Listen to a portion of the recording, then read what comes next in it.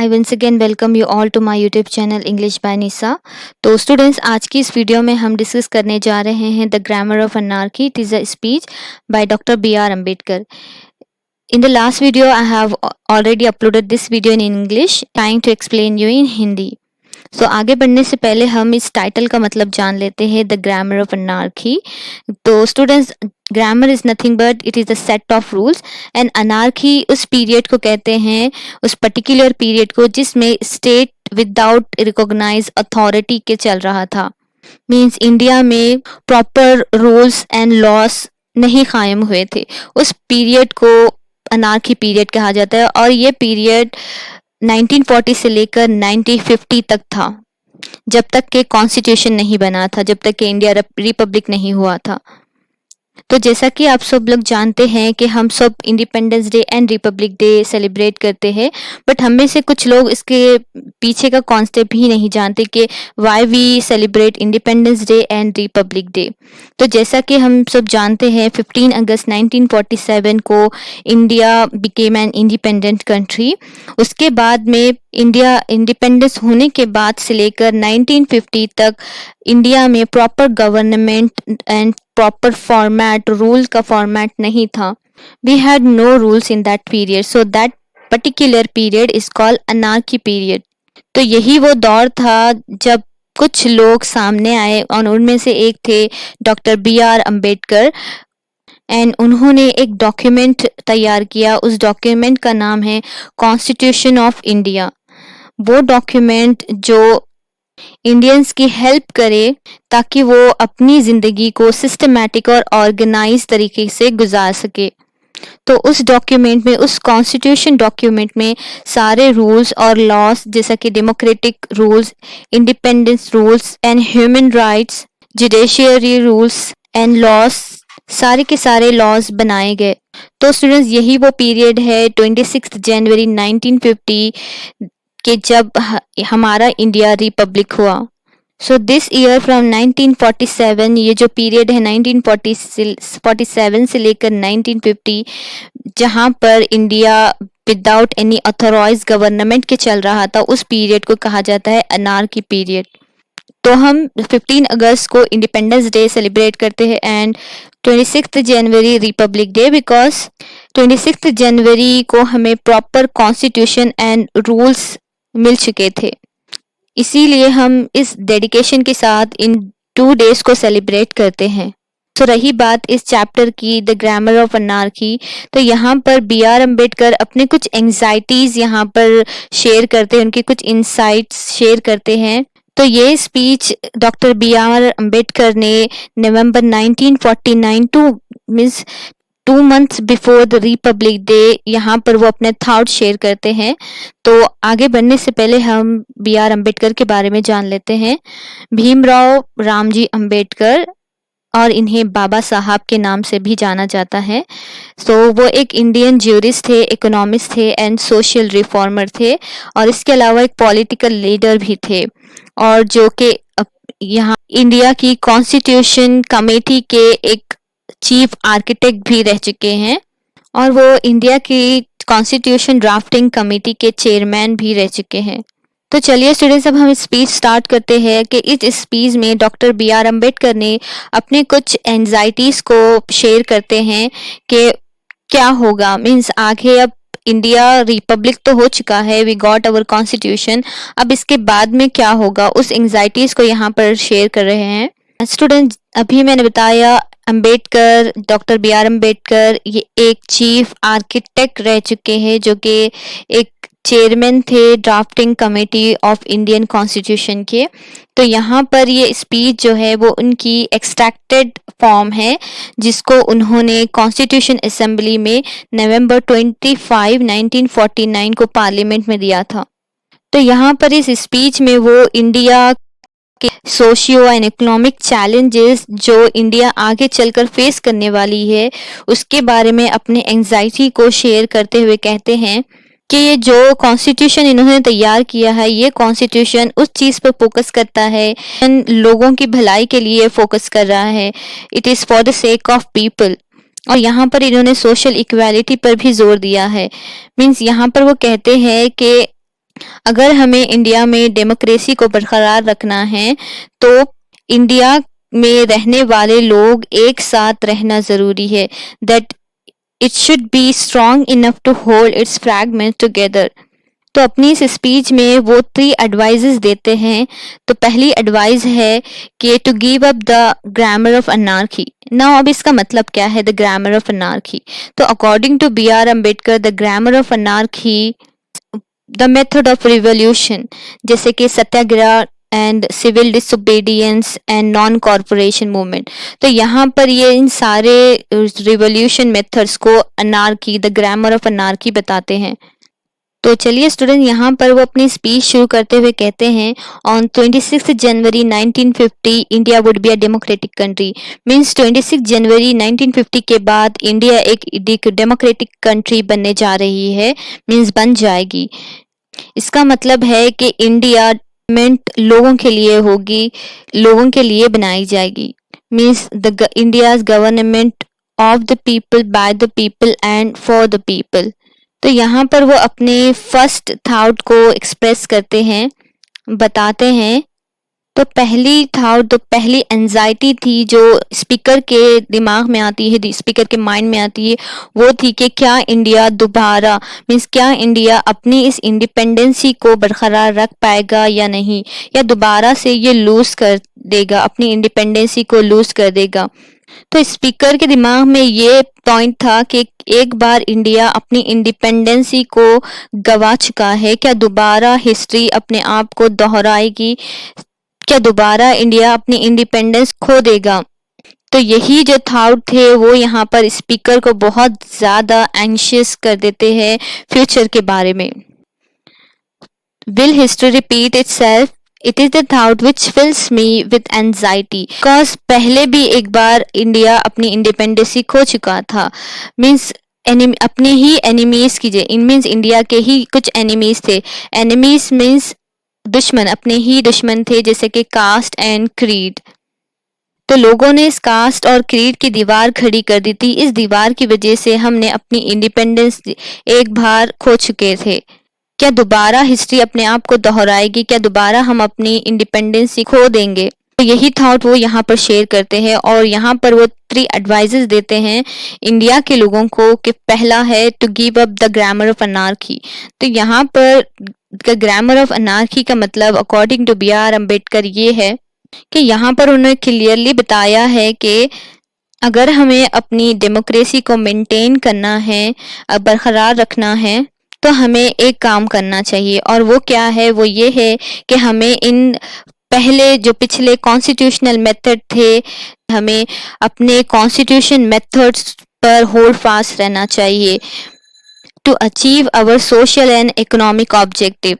तो यहाँ पर स्पीकर बताते हैं कि हमें उन रूल्स को छोड़ देना चाहिए, that we should abandon the method of revolution. और वो कौन से रिवॉल्यूशन मेथड थे? वो था सिविल डिसोबीडियंस, नॉन कॉरपोरेशन और सत्याग्रह। तो इन जैसे रिवॉल्यूशन मेथड्स को हमें यहाँ पर छोड़ देना चाहिए। यहाँ पर वो कहते हैं कि अगर कॉन्स्टिट्यूशनल मेथड बन चुके हैं तो यहाँ पर इन अनकॉन्स्टिट्यूशनल मेथड के लिए कोई जगह नहीं है, कोई जस्टिफिकेशन नहीं है। तो ये जो अनकॉन्स्टिट्यूशनल मेथड है, जैसा कि civil disobedience, satyagraha and non corporation, तो इन चीज़ों को यहाँ पर ग्रामर ऑफ अनार्की बताते हैं। तो grammar of anarchy is nothing but these unconstitutional methods like satyagraha, non corporation and civil disobedience. तो यहाँ पर बताते हैं कि जितना जल्दी हो सके इन रूल्स को, इन अनकॉन्स्टिट्यूशनल मेथड्स को हमें छोड़ना चाहिए, and sooner they abandon the better for us.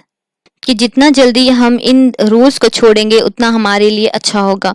यहाँ पर डॉक्टर बी आर अम्बेडकर अपनी सेकेंड एडवाइस में बताते हैं कि हमें यहाँ उस वार्निंग को यहाँ पर याद करने की ज़रूरत है जो जॉन स्टुअर्ट मिल ने दी थी कि अगर हम चाहते हैं हम अपनी डेमोक्रेसी को, अपनी आज़ादी को बरकरार रखें, तो हमें यहाँ पर हीरो वर्शिप को छोड़ना चाहिए। हमें लोगों की वर्शिप नहीं करना चाहिए, लोगों की भक्ति नहीं करना चाहिए, उसे हम पर डोमिनेट नहीं होने देना चाहिए।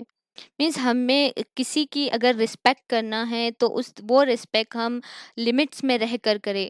तो यहाँ पर बी आर अम्बेडकर बताते हैं, there is nothing wrong in being grateful to great man who have rendered their life long service. तो यहाँ पर कुछ बुरा नहीं है अगर हम किसी ग्रेट मैन के मीन्स किसी के एहसानमंद है, किसी ग्रेट मैन के एहसानमंद थे, जिसने अपनी ज़िंदगी को अपने देश मीन्स अपने कंट्री के लिए लगा दी हो।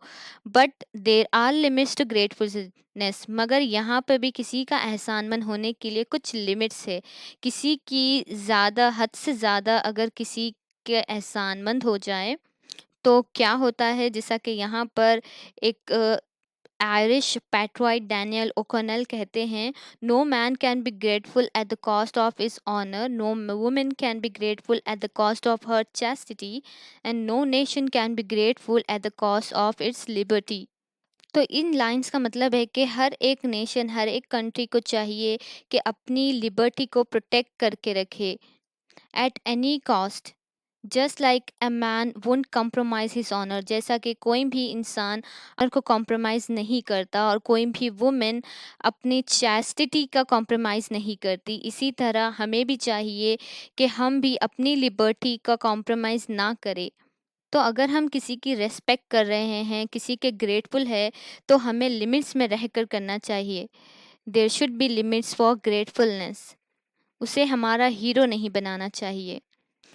और वो यहाँ पर ये भी कहते हैं, this caution is far more necessary in the case of India than in the case of any other country. तो यहाँ पर वो कहते हैं कि ये वार्निंग इंडिया के लिए बहुत ज़्यादा ज़रूरी है, क्योंकि दूसरे कंट्री के मुकाबले में इंडिया में ये बहुत ज़्यादा पाया जाता है।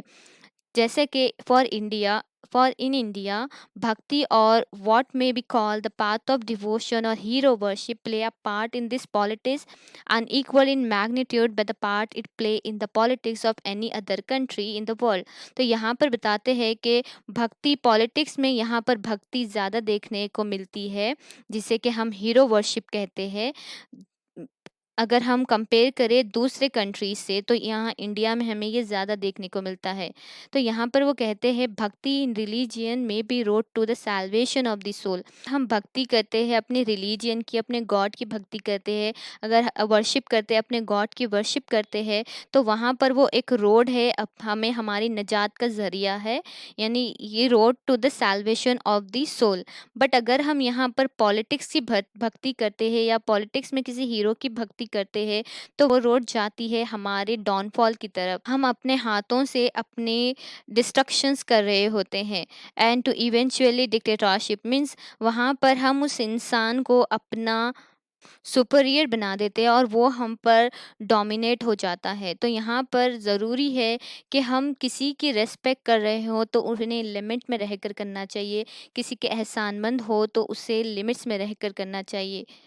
अब तीसरी एडवाइस वो यहाँ पर देते हैं, to work for social justice and political democracy. पर बी आर अम्बेडकर आर्ग्यू करते हैं कि हमें सिर्फ यहाँ पर अपनी पॉलिटिकल डेमोक्रेसी से सेटिस्फाइड नहीं होना, कंटेंट नहीं होना है, बल्कि हमें यहाँ पर अपनी पॉलिटिकल डेमोक्रेसी को अपनी सोशल डेमोक्रेसी, अपनी सोशल लाइफ में भी लाना चाहिए। हमें एक ऐसा रास्ता इख्तियार करना चाहिए जहाँ पर हमारी आज़ादी का रिकॉग्नाइजेशन हो सके, हमें इक्वालिटी मिल सके और हम फ्रैटर्निटी से रह सके। Means liberty, equality and fraternity at the principle of life. ये हमारे लाइफ के प्रिंसिपल्स होने चाहिए, क्योंकि ये तीनों एक दूसरे से अलग नहीं हो सकते। Like liberty can not divorce from equality and equality can not divorce from liberty. Means liberty के बिना इक्वालिटी नहीं एंड इक्वालिटी के बिना लिबर्टी नहीं, और ना ही लिबर्टी और equality be divorce from fraternity. अब यहाँ पर फ्रैटर्निटी का मतलब है a sense of common brotherhood of all Indians. It means a sense of oneness, like we all are equal, no caste and religion differences। तो वो यहाँ पर बताते हैं कि 26 January 1950 we are going to enter into a life of contradiction. अब contradiction कहाँ होगा? पॉलिटिक्स में। In politics we will have equality and in social and economic life we will have inequality. Politics में तो हमारी इक्वालिटी होगी, but हमारी social life में, इकोनॉमिक लाइफ में हमें इनइक्वालिटी का सामना करना होगा। जैसा कि पॉलिटिक्स में we will recognise the principle of one man one vote and one vote one value. तो यहाँ पर पॉलिटिक्स में हम रिकॉग्नाइज किए जाएंगे वन मैन वन वोट के ज़रिए कि एक एक वोट की कीमत होती है, एक मैन के वोट की कीमत होती है। मगर वहीं पर सोशल और इकोनॉमिक लाइफ की जब बारी आती है तो यहाँ पर we shall be the reason of our social and economic structure continue to deny. तो यहाँ पर हमारे हक को, हमारे सोशल और इकोनॉमिक हक को यहाँ पर डिनाई कर दिया जाता है। वन मैन वन वैल्यू को यहाँ पर डिनाई कर दिया जाता है जब हमारी सोशल और इकोनॉमिक लाइफ की बारी आती है। एंजाइटी शेयर करते हैं कि ये कब तक चलेगा, how long shall we continue to this life of contradictions, कि इस तरह की कॉन्ट्राडिक्शंस की लाइफ हम कब तक जीते रहेंगे। How long shall we continue to deny equality in our social and economic life. तो हम कब तक इस तरह अपनी इक्वालिटी और सोशल और इकोनॉमिक लाइफ का कंटिन्यू मीन्स डिनाई करते रहेंगे। If we continue to deny it for long we will do so only by putting our political democracy in peril. अगर हम ऐसे ही करते रहे, अपनी पॉलिटिकल डेमोक्रेसी को अगर हम डिनाई करते रहें, तो यहाँ पर हम अपनी ज़िंदगी को, अपनी कंट्री को दोबारा से ख़तरे में डाल रहे हैं। We must remove this contradiction at the earliest possible moment, or else those who suffer from inequality will blow up the structure of political democracy which this assembly has laboriously built up.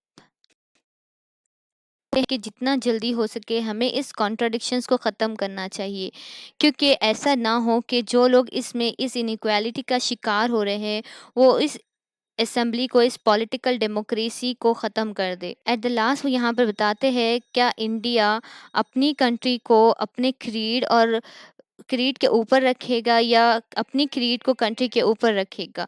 Will India place the country above their creed और will they place creed above the country. तो अब यहाँ पर students creed को कहते हैं समाज, religion यानी धर्म। तो वो कहते हैं मैं नहीं जानता, but this much is certain that if the parties place creed above country our independence will be put in jeopardy a second time and probably be lost forever. तो यहाँ पर वो कहते हैं कि मैं नहीं जानता कि कंट्री अपने क्रीड को कंट्री के ऊपर रखेगी या कंट्री को अपने क्रीड के ऊपर रखेगी। मीन्स धर्म को, रिलीजियन को यहाँ पर लोग कंट्री से ऊपर रखेंगे या फिर दोबारा से धर्म के नाम पर लड़ाई झगड़ा करेंगे। तो अगर वो ऐसा करेंगे तो हम दोबारा से अपनी इंडिपेंडेंस को ख़तरे में डाल रहे होंगे। तो अगर हम इस बार अपनी इंडिपेंडेंसी खो देंगे तो दोबारा हम ये हमेशा के लिए खो देंगे। मीन्स एक बार फॉर्चुनेटली हमने अपने इंडिपेंडेंसी हासिल कर ली है, बट दोबारा अगर हम इसे ख़तरे में डालते हैं तो हमेशा हमेशा के लिए हम अपनी इंडिपेंडेंसी खो देंगे। This eventually we must all resolutely guard against. We must be determined to defend our independence with the last drop of our blood. तो यहाँ पर वो कहते हैं कि हमें चाहिए कि हमारे खून के आखिरी ख़तरे तक हम अपनी इंडिपेंडेंसी को बरकरार रखें और उसके लिए काम करे, मिलजुल कर रहे। So students, I hope it would be helpful for you. Stay tune for more videos and thanks for watching.